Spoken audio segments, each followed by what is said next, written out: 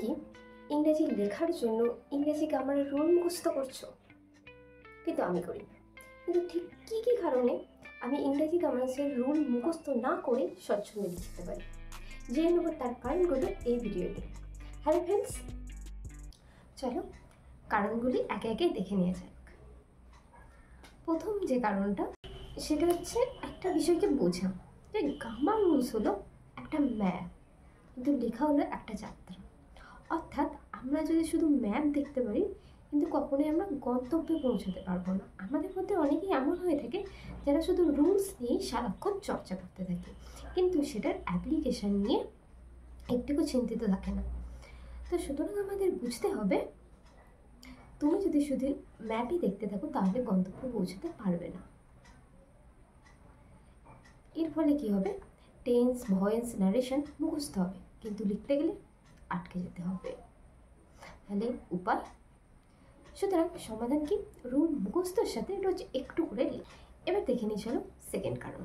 Second কারণ জানার আগে আমি তোমাকে একটা প্রশ্ন করতে চাই যে আমরা বাংলা লিখতে গেলে কি বাংলার পার্টস অফ স্পিচের কথা মনে করে লিখি বা বলি? উত্তরটা নিশ্চয়ই আমার মতোই তোমাদের হবে না। আমরা ভাবি, বুঝি আর লিখে ফেলি। তো এখানে আমাদের এই বিষয়টা বুঝতে হবে যে তেমনটা হওয়া উচিত ইংরেজি লেখার ক্ষেত্রেও। শুধু গ্রামার রুল মুখস্থ করলে কনফিউশন আসবে, এটা হবে না ওটা হবে, এইভাবে।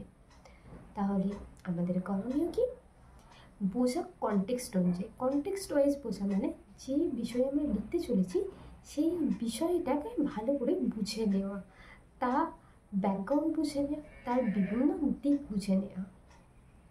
আর সেই সঙ্গে কি মনে রাখতে হবে, daily contact based writing practice লেখায় আত্মবিশ্বাস এনে দেবে।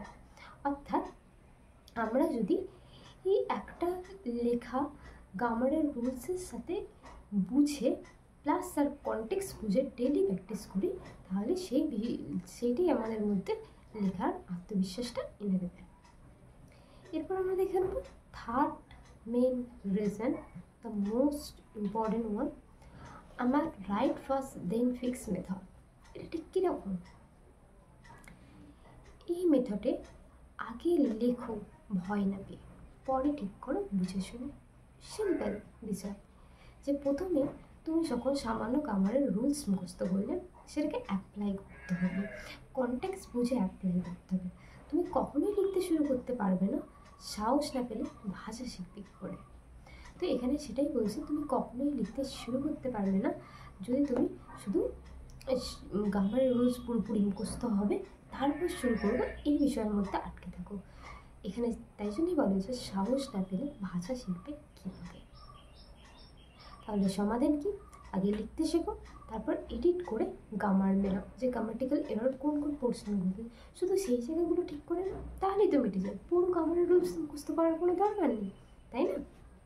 আর এই ক্ষেত্রে কিছু জিনিস মনে রাখতে হবে যে এভাবেই রাইটিং শেখা হয়, সহজভাবে, ঠিকভাবে এবং এনজয়েবলভাবে। তো বন্ধুরা, আমরা দেখে নিলাম তিনটে মেজর রিজন যার ফলে আমি গ্রামার রুলস বেশি মুখস্থ না করে ইংরেজিতে স্বচ্ছন্দে লিখতে পারি। আর এই তিনটে কারণের মধ্যে তুমি কোন জিনিসটা আজ শিখলে এবং অ্যাপ্লাই করবে বলে মনে করছো কমেন্টে জানাও। আজ এই পর্যন্তই বন্ধুরা, আবার দেখা হবে ভিডিওতে। ততক্ষণ তোমরা সবাই ভালো থেকো, সুস্থ থেকো, ধন্যবাদ।